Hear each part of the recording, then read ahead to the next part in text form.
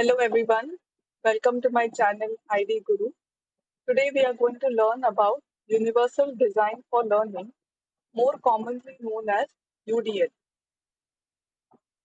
So as the title tells you, Universal Design for Learning, it will make you feel that it is a common design which can be used for everybody. But actually it is the opposite.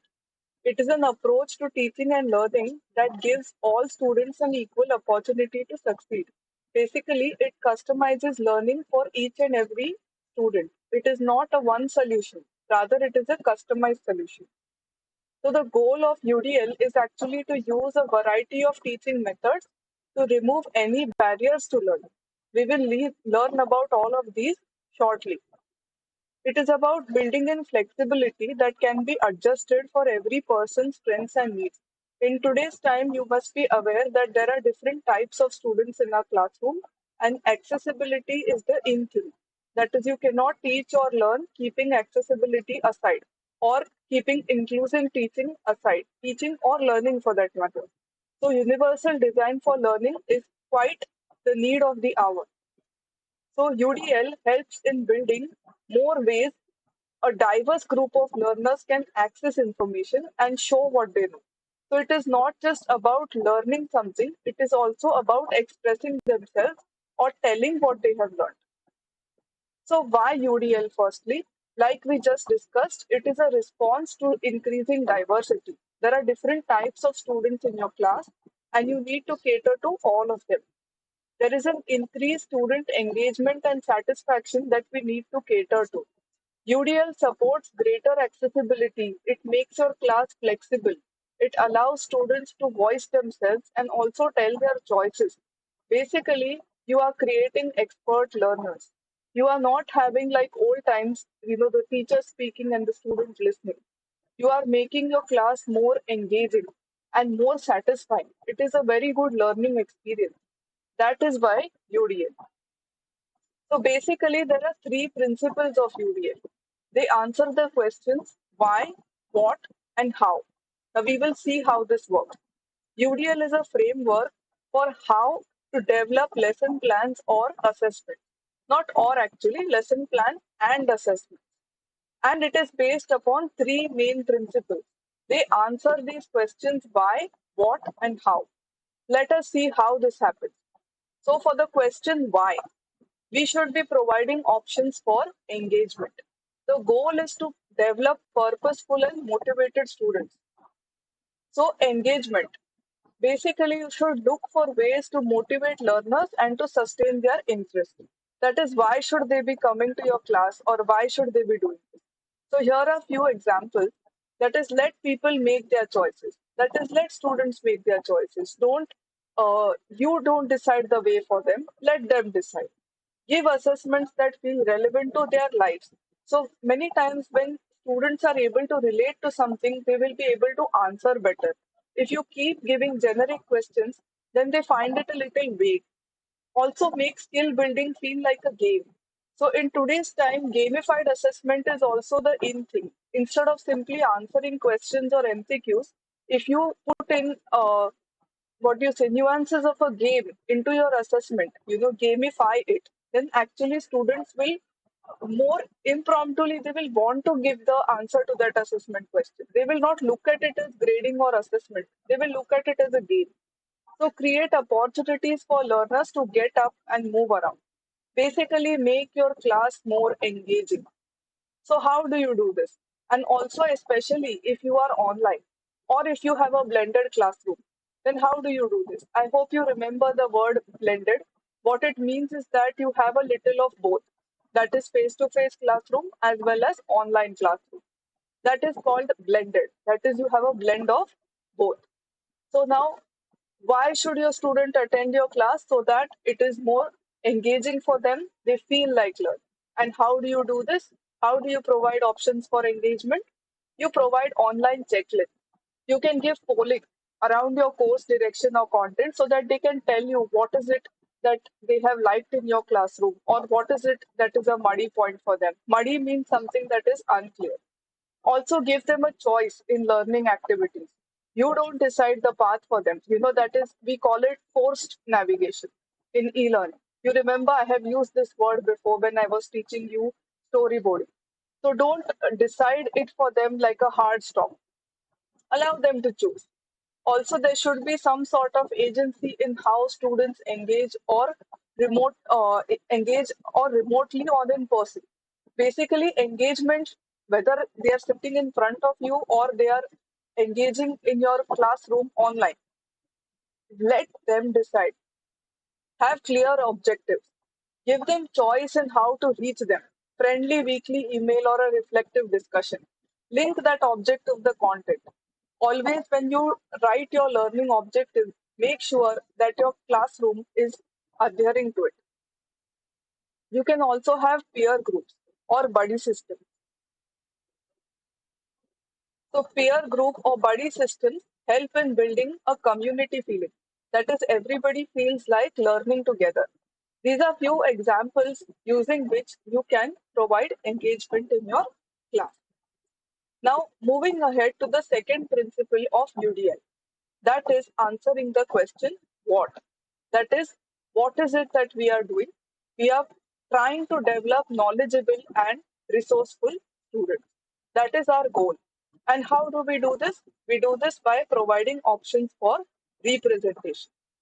So, how do you do this? Offer more information in more than one format. Basically, have different forms in which you present the same content. Remember multimedia principles, which we learned in the last session, Mayer's principle. So, that also you can try and link here.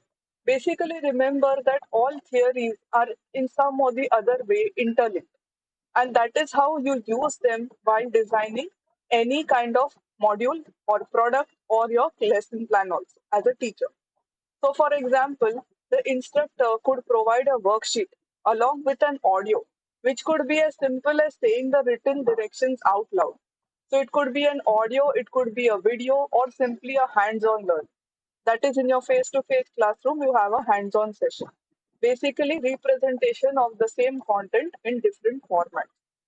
Now, examples of this, that is, what is it that you are showing to the student? You can have different options of representation. So have a choice in how materials are presented. You can have podcasts, you can have videos or mind maps. I will show in the next session how to create a mind map or a concept map. It is very interesting. You will like it. Also, if you can provide them accessible documents and allow them to edit it, you can have Google Docs, wikis, or many more other things which students can sit and edit. You can provide them with recorded lectures for a review or to watch it at their own pace, self-paced. Also, you can share the slides or materials in advance. So this is called as flipped classroom.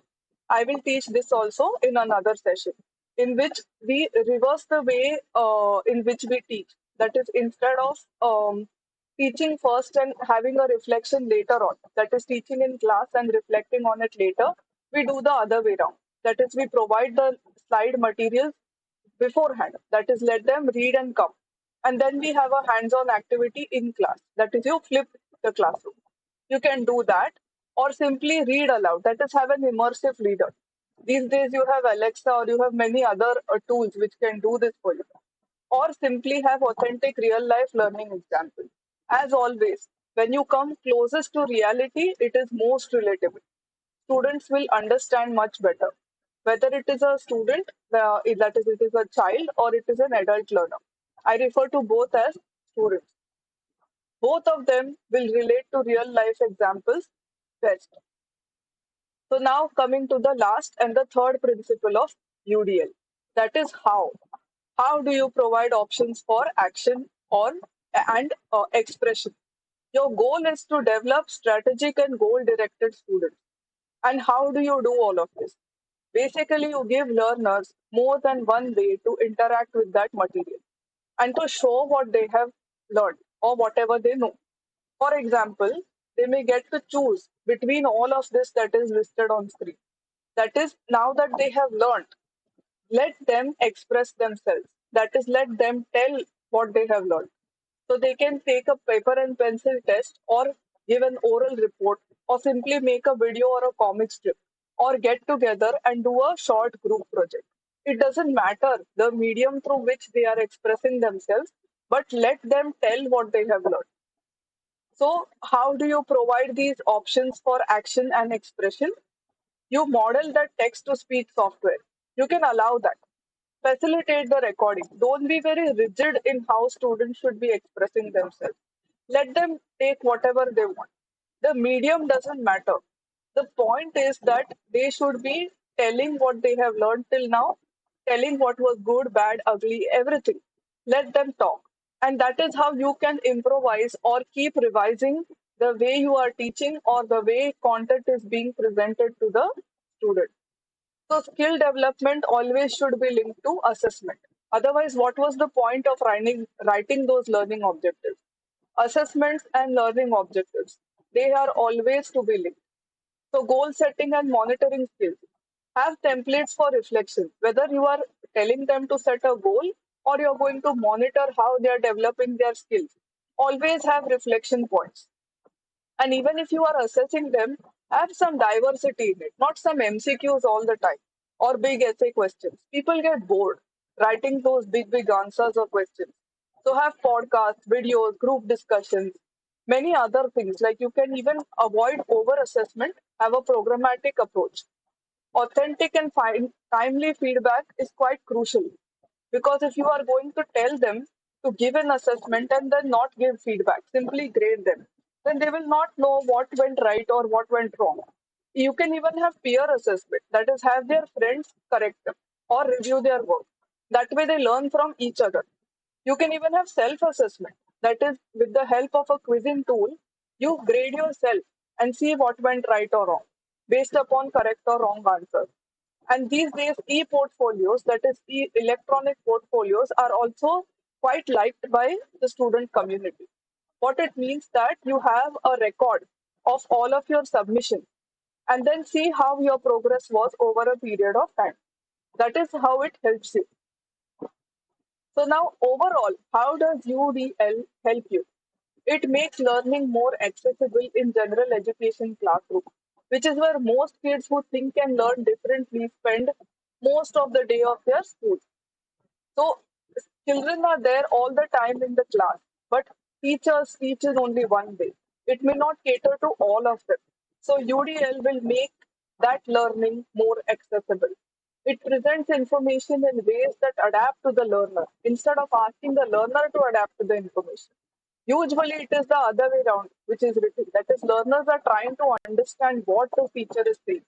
Instead, try and present information in ways which help to make it easier for the learner to understand. It also gives students and workplace trainees more than one way to interact with the material. We just saw multiple ways in which we answer those three questions. UDL brings in that flexibility. It makes it easier for learners to use their strengths to work on their weaknesses. It does both. And most importantly, it reduces stigma. By giving a variety of options to everyone, UDL doesn't single out few who receive formal accommodations for a disability. So there is no need to use that word inclusive education or to say that this is accessible or that students who have some sort of a concern in learning. Let's not use any kind of negative word. So what UDL does is makes content or teaching material accessible to all learners. And it makes your learning and teaching very flexible.